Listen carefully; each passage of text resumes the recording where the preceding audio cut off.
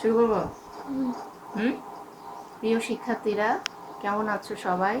কেপিবি school and কলেজে নবম ও দশম শ্রেণীর অনলাইনে ক্লাসে তোমাদের স্বাগতম। আজকে আমি তোমাদের জীববিজ্ঞানের দ্বিতীয় অধ্যায় পড়াবো। জীববিজ্ঞানের দ্বিতীয় অধ্যায় জীবকোষ ও টিস্যু। জীবকোষ ও টিস্যু। জীবকোষ দেখো, আমি বোর্ডে আসছি। জীবকোষ জীবকোষ হচ্ছে জীবদেহের একক। জীবদেহের একক জীবদেহের একক জীবদেহের গঠন ও কার্যকলাপের একককে কি হিসেবে ধরা হয়? জীবকোষ বলে। আর এই জীবকোষ হচ্ছে কোষ হচ্ছে একটা বৈষম্যবৃত্ত পর্দা দিয়ে আবৃত এবং জীবজ ক্রিয়াকলাপের একক, যা অন্য সজীব মাধ্যম ছাড়াই নিজের প্রতিরূপ নিজেই গঠন করতে পারে, তাকেই কোষ বলে। কোষ বিভিন্নভাবে ভাগ হয়ে থাকে। এদের গঠন পার্থক্য ভেদে এবং কাজের ভিত্তিতে অথবা পার্থক্যর ভিত্তিতে কোষ বিভিন্ন ধরনের হতে পারে, কিন্তু এখানে আমি তোমাদেরকে নিউক্লিয়াসের উপর ভিত্তি করে কোষকে ভাগ করেছি। দেখো, কোষ তাহলে কত প্রকার নিউক্লিয়াসের ভিত্তিতে? আদি কোষ ও প্রকৃত কোষ। আদি কোষ হচ্ছে যে কোষে নিউক্লিয়াস নেই, তাকে বলছে আদি কোষ। আর প্রকৃত কোষ হচ্ছে যে কোষে নিউক্লিয়াস সুগঠিত, সেটা হচ্ছে প্রকৃত কোষ। এই প্রকৃত কোষকে আবার দুভাগে ভাগ করা হয়েছে: দেহকোষ, জনন কোষ। দেহকোষ যে কোষ দেহ গঠন করে, সেটা হচ্ছে দেহকোষ। আর জনন কোষ হচ্ছে যেটা জনন কোষ তৈরি হয়। এটা পুং ও স্ত্রী জনন কোষের মিলনের ফলে কি হয়? কিন্তু জীবদেহ তৈরি হয়। পুং ও জনন কোষের মিলনের ফলে জাইগোট তৈরি হয়, আর এই জাইগোটটাই বারবার বিভাজিত হয়েই কি হচ্ছে? জীবদেহ গঠিত হচ্ছে। আমরা এখন চলো আসি উদ্ভিদ কোষের। উদ্ভিদ কোষটাকে আমরা উদ্ভিদ কোষ ও প্রাণী কোষটাকে আগে দেখি। আমাদের জীববিজ্ঞানের সবচেয়ে মেন কথা হচ্ছে চিত্র।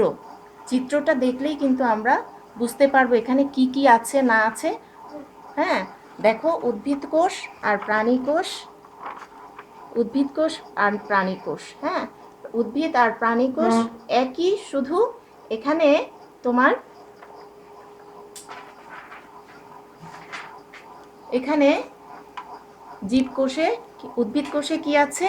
কোষ প্রাচীর আছে, কোষ গহ্বর আছে, নিউক্লিয়াস আছে, গোলজি বস্তু আছে, মাইটোকন্ড্রিয়া আছে, ক্লোরোপ্লাস্ট আছে, লাইসোজোম আছে, তারপরে অমসৃণ এন্ডোপ্লাজমিক রেটিকুলাম আছে, মসৃণ এন্ডোপ্লাজমিক রেটিকুলাম আছে।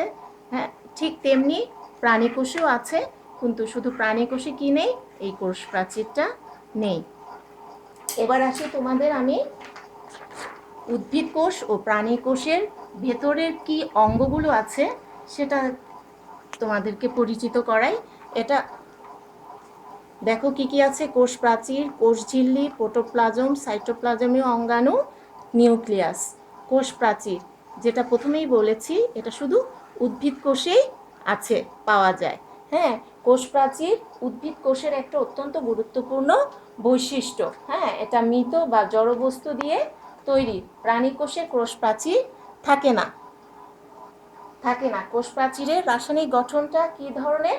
বেশ জটিল। এতে সেলুলোজ, হেমিসেলুলোজ, লিগোলিন, পেকটিন, সুবেরিন নামক রাসায়নিক পদার্থ থাকে। কোষ ঝিল্লি। কোষ ঝিল্লিটা কি? প্রোটোপ্লাজমের বাইরে দুই স্তরে যে স্থিতিস্থাপক পর্দা থাকে, তাকে কোষ ঝিল্লি বলে। হ্যাঁ, এটা সাধারণত লিপিড ও প্রোটিন দিয়ে তৈরি। এটি তোমার একটি বৈষম্যবৃত্ত পর্দা হওয়ায় অভিস্রবণের মাধ্যমে এরা কি করে?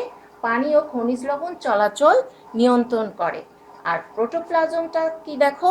কোষের ভিতরে সবচেয়ে অর্ধস্বচ্ছ থকথকে জেলির মতো যেটা, সেটাকে বলবো কি আমরা? প্রোটোপ্লাজম।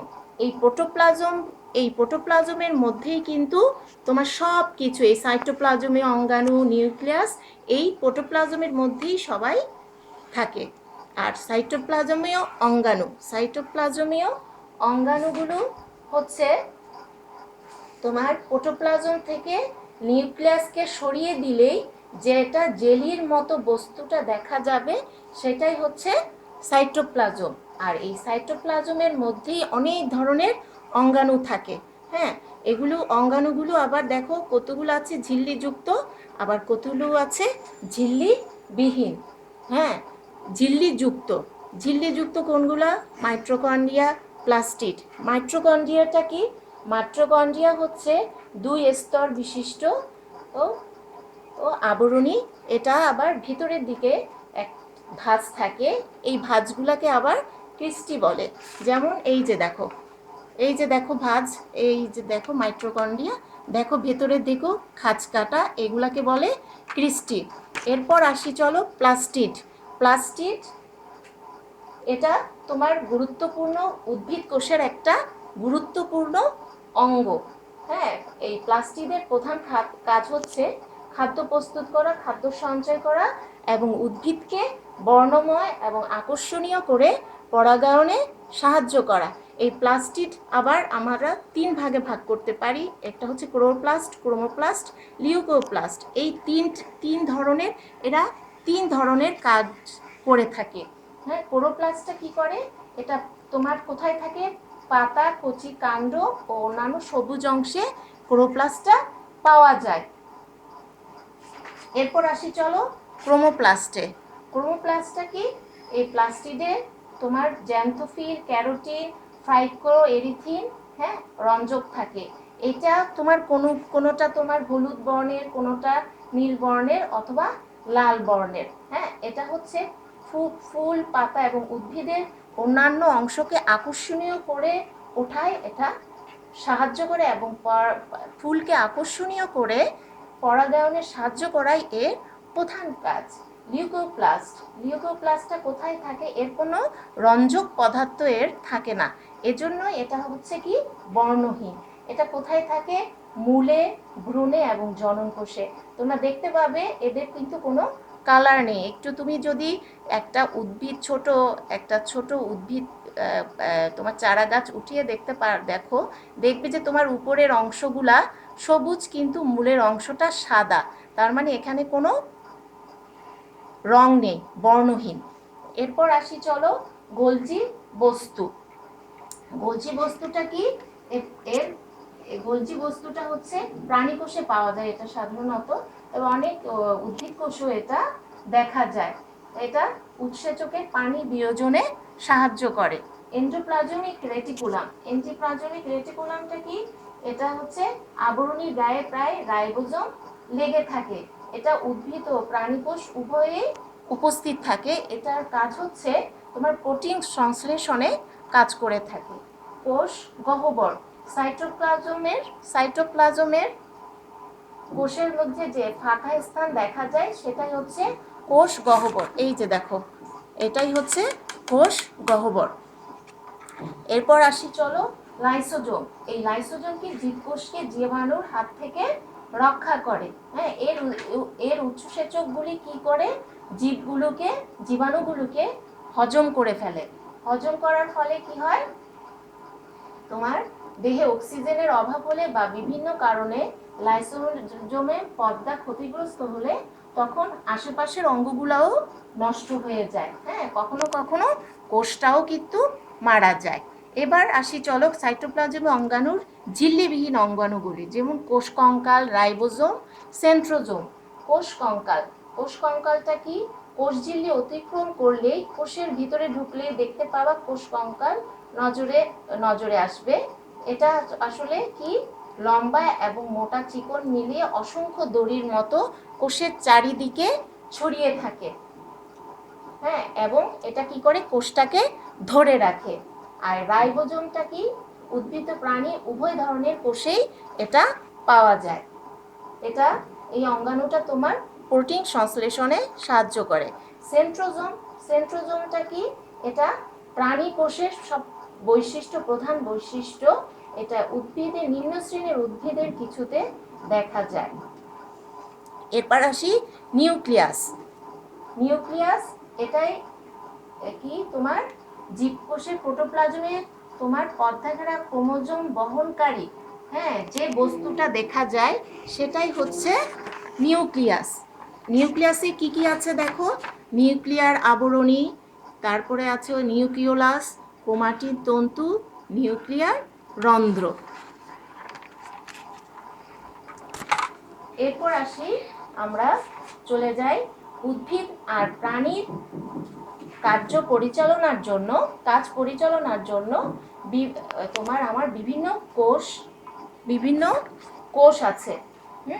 বিভিন্ন কোষের বিভিন্ন ভূমিকা আছে। যেমন ধরো তোমার জীবদেহের কি কোষ হচ্ছে কি জীবদেহের একক। হ্যাঁ, এই উদ্ভিদ ও প্রাণীর এই কাজে কোষকে আবার তোমার উদ্ভিদ টিস্যু আছে, এরপর আছে প্রাণী টিস্যু। হ্যাঁ, আর এই টিস্যুটা কি, টিস্যুটা হচ্ছে তোমার একগুচ্ছ কোষ যখন একই কাজ করে এবং তার উৎপত্তিও এক স্থান থেকেই, সেটাকে বলে টিস্যু বা কলা। এই কলা আবার তুমি মনে করবে না হচ্ছে সাগর কলা, সবরি কলা, এটা হচ্ছে আমাদের দেহের একটা এটা দিয়েই কিন্তু আমাদের দেহ গঠিত হয়। হ্যাঁ, এই কি আছে, এই টিস্যুটা আবার কি উদ্ভিদ টিস্যু, প্রাণী টিস্যু। উদ্ভিদ টিস্যুকে আবার আমরা কয় ভাগে ভাগ করা হয়েছে, দুই ভাগে ভাগ করা হয়েছে, ভাজক টিস্যু, স্থায়ী টিস্যু। ভাজক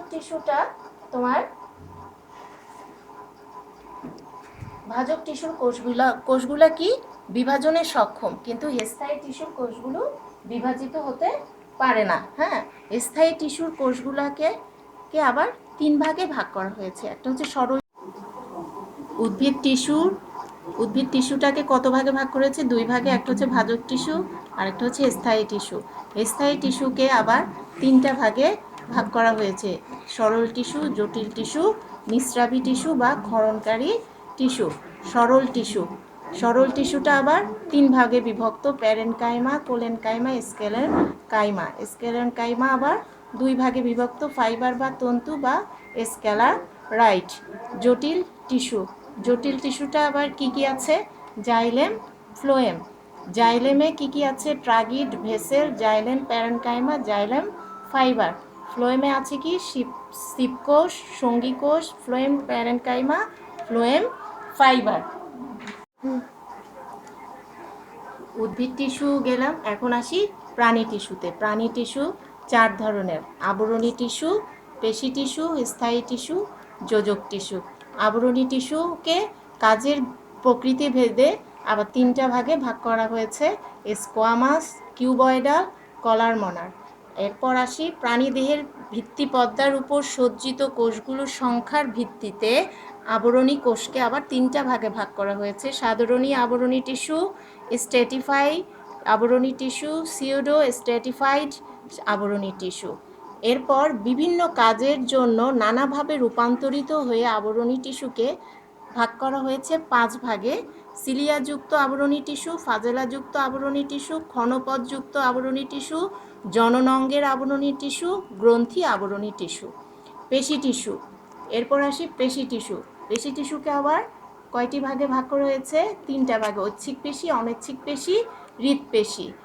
ঐচ্ছিক পেশি, যেই পেশিগুলো আমরা নাড়াতে পারি, যেমন হাত, পা, এগুলো হচ্ছে ঐচ্ছিক পেশি। অনৈচ্ছিক পেশি, যেই পেশিগুলো দেহের ভিতরে আমরা নাড়াতে পারি না, সেটা হচ্ছে কি অনৈচ্ছিক পেশি, হৃৎপেশি। স্থায়ী টিস্যু হচ্ছে কি দেহের বিশেষ সংবেদী কোষ, নিউরন বা স্নায়ু কোষগুলার একত্রে কি করে স্নায়ু টিস্যু গঠন করে। হ্যাঁ, স্নায়ু টিস্যু অসংখ্য কি দিয়ে তৈরি, নিউরন দিয়ে তৈরি। যোজক টিস্যুকে আবার কয় ভাগে ভাগ করা হয়েছে, ফাইবার্স, স্কেলিটালকে আবার দুই ভাগে ভাগ করা হয়েছে, কোমলাস্থি, অস্থি।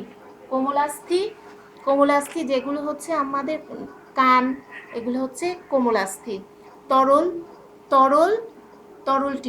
তরল টিস্যুকে আবার দুভাগে ভাগ করা হয়েছে, একটা কি রক্তগুলো আবার কি আছে, রক্তকণিকা সমূহ আছে, যেমন রোহিত রক্তকণিকা, শ্বেতকণিকা, অনুচক্রিকা। এরপর আছে কি লসিকাগুলো কি হচ্ছে মানব দেহের যে কোষের, হ্যাঁ, যে মধ্যবর্তী ফাঁকা স্থান আছে, ফাঁকা স্থানে যে জলীয় পদার্থ জমা থাকে সেটাই হচ্ছে কি লসিকা। এরপর আসি, চলো আমরা অঙ্গতে চলে যাই। অঙ্গতন্ত্র চ্যাপ্টারটা অনেক বড়। এই চ্যাপ্টারে যা যা কিছু আছে পরবর্তী আমরা যে অধ্যায়গুলো পড়ব এর উপরেই কিন্তু আমরা সব কিছু পড়ব। অঙ্গ ও অঙ্গতন্ত্র। অঙ্গটা কি? অঙ্গটা হচ্ছে তোমার একাধিক টিস্যু দিয়ে তৈরি, এক বা একাধিক টিস্যু দিয়ে তৈরি এবং এক একটা নির্দিষ্ট কাজ করতে সক্ষম, হ্যাঁ, প্রাণীদেহের অংশ বিশেষকে কি বলে? অঙ্গ বলে। অঙ্গটা কি? একটা হচ্ছে বাহ্যিক অঙ্গ বা বহি অঙ্গ, আরেকটা হচ্ছে কি অন্ত অঙ্গ বা আভ্যন্তরীণ অঙ্গ। বাহ্যিক অঙ্গগুলা কি? হাত, পা, নাক, চোখ, কান। আর আভ্যন্তরীণ অঙ্গগুলা হচ্ছে কি? পাকস্থলী, ডিউডেনাম, ইলিয়াম, মলাশয়, হৃৎপিণ্ড, যকৃৎ, অগ্নাশয়, প্লীহা, ফুসফুস, বৃক্ক, শুক্রাশয়, ডিম্বাশয়। এগুলোর সম্মিলিতভাবেই কিন্তু একটা কি আমাদের জীবদেহ তৈরি। এরপর আসি অঙ্গের পরে আসি তন্ত্র। তন্ত্রগুলা কি? পরিপাক তন্ত্র।